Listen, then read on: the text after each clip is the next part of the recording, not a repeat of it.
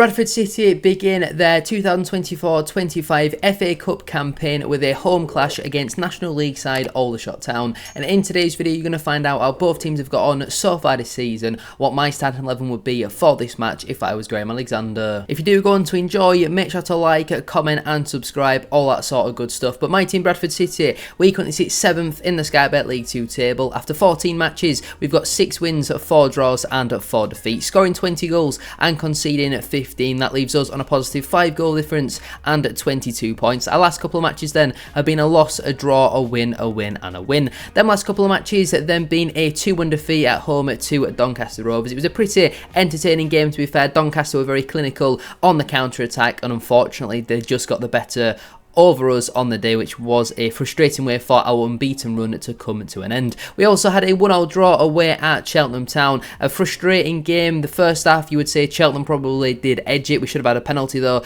in the first half. The referee gave it as a free kick, and then the second half it was all Bradford City, total domination, but neither side were able to score another goal, and it did finish as a 1-1 draw. We also had a 2-1 win at home to Gillingham. First half was fairly even, but second half Gillingham didn't really lay a finger on us, in all honesty. 2 centre-halves getting on the score sheet. Jack Shepherd scoring an absolute worldie, and as you can tell by the stats, we definitely did deserve to win. We also had a 2-0 win away at Tranmere Rovers. A very even game. The only real quality in the match was from Andy Cook. He scored 2 really nice finishes. Tranmere very toothless going forward despite all of the possession that they did have, so that was a brilliant 3 points for us. And we also had a 3-1 win at home to Newport County. We started out quite well, then the first 20 minutes in the second half we were pretty poor. After that we obviously scored a couple more goals and probably did deserve all 3 points in the end, so it's always nice to pick up all 3 points live on the television. Compared though to Aldershot Town, they sit down in 17th in the National League table. After 16 matches, they've got 4 wins, 6 draws and 6 defeats, scoring 21 goals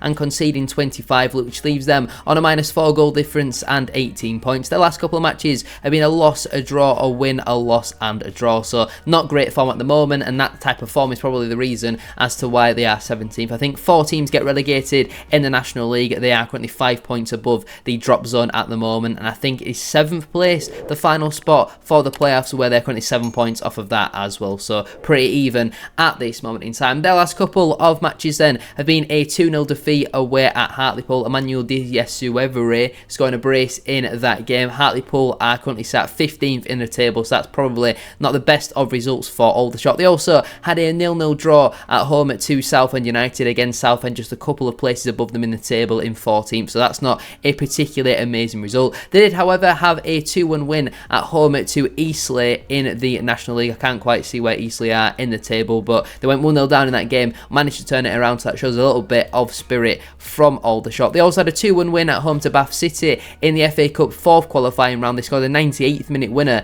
in that game, so I'm sure Aldershot fans were absolutely buzzing. Christian Magoma did get a red card in that match. If there's any Aldershot fans watching this video, let me know down in the comment section down below what was the red card for. And then their last match before that was a 5-2 defeat away at Fylde. James Henry scored in that one for Aldershot. Is that the former Oxford United midfielder? Let me know down below. Gavin Massey actually bagged a brace as well for Fylde. I think he was most recently at Port Vale, so a couple blasts from the past that you've got there. But that's how both teams have got on pretty recently. Let's get into my starting 11 for this one. But just before we do that, don't forget to drop a like on there for me and subscribe to the channel as well if you are new. Can we try and hit 50 likes on today's video? That would be massively appreciated. And don't forget as well to get your score predictions in down in the comment section down below, as well as your starting 11 for this match. Would you make any changes? What formation would you play? Let me know down below, all that sort of good stuff. Now for this match, in terms of my starting 11, I have slightly tweaked the formation just in the midfield. Instead of it being a holding midfielder and 2 more advanced, I've gone with 2 more holding midfielders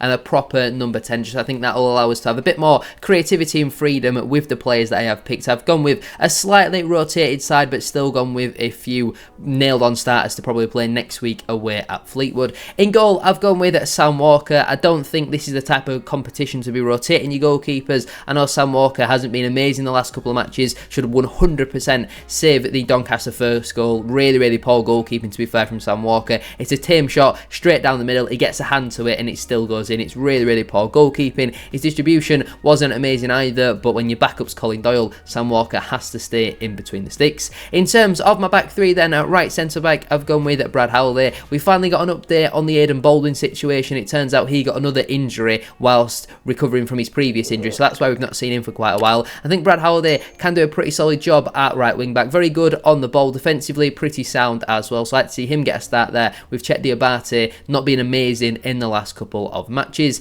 In the middle, I've gone with Paul Huntington. It will be very nice to see him get his first start for Bradford City.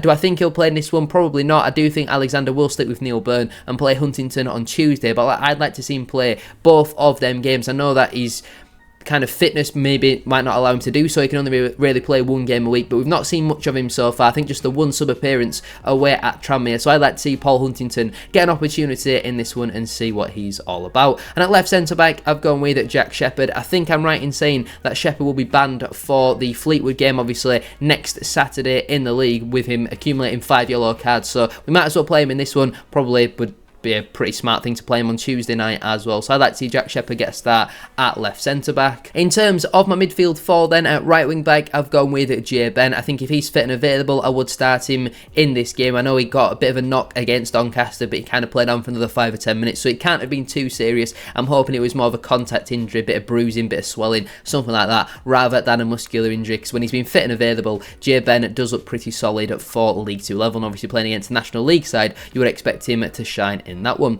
In terms of my two central midfielders, at firstly I've gone with Corey Evans. Again, similar to Paul Huntington, I want to see him get an opportunity in this game, see what he's all about, and for me personally, I would give Richie Smallwood a rest. He might be needed on Tuesday. Again, could Corey Evans play on Tuesday? I guess we'll have to wait and see, but I haven't seen enough of Corey Evans to give him the trust to play him as a lone holding midfielder, and that is why I've slightly tweaked the formation for him. So we'll partner him with Jamie Walker. Again, lack of player availability, so Walker is going to have to play, despite being pretty poor and anonymous for a number of weeks. Walker is going to have to play there, and I think he'd be more than comfortable in playing as a central midfielder in a 3-4-3 with Adore, Patterson, Sarsfield. Just a few of the central midfielders currently unavailable. The likes of Joe Adams as well will be missing for the season. At left wing back, I've gone with Lewis Richards. I think Tyreek Wright for me just hasn't shown enough so far this season. Lewis Richards, when he came on against Doncaster, was comfortably our man of the match, puts a great ball into the box as well for Andy Cook. Everyone talks about how much better Lewis Richards is defensively compared to Tyreek Wright, but I actually think offensively Lewis Richards is better as well. I know Tyreek Wright's had a few assists so far this season, but his crosses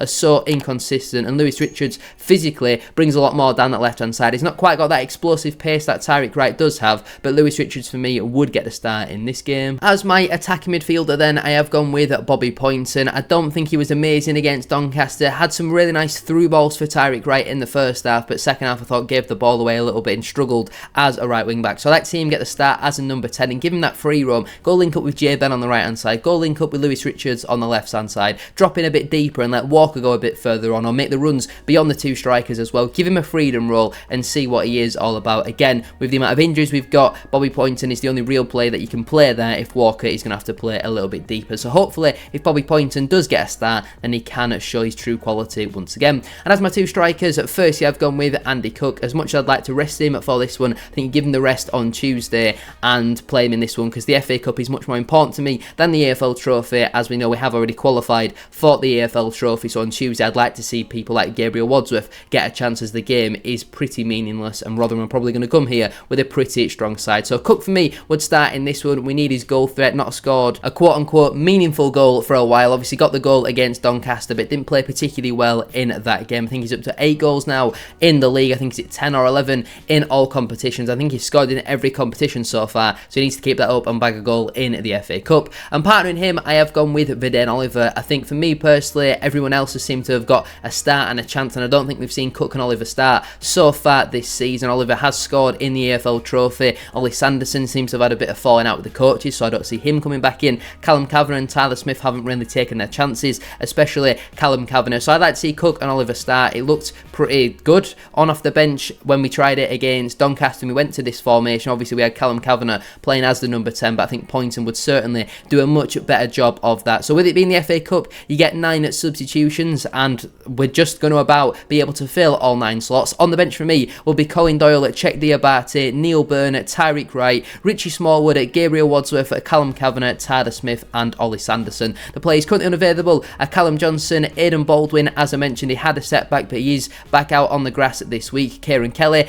Alex Patterson will be back out on the grass around today, maybe tomorrow, something like that, whereas Baldwin and Sarsvik were both back out on the grass earlier on in the week as well. Clark Adore is touch and go for this game, but I'd rather just rest him. In all honesty, we have enough cover in his positions that he can play, so I wouldn't really risk him if we don't need him to. And also unavailable is Joe Adams. So the only player who missed out through selection would be Zach Hady, the third choice young goalkeeper as well. Hopefully he can get some minutes on Tuesday, again with the game not meaning all too much. As my score prediction, I'm going to go Bradford City 2, Aldershot Town 0. Let me know yours down in the comment section down below, as well as your starting 11 for this game. Thank you all so much for watching. Make sure to like, comment and subscribe. 50 likes on today's video will be massively appreciated, and I'll see you very soon for another one.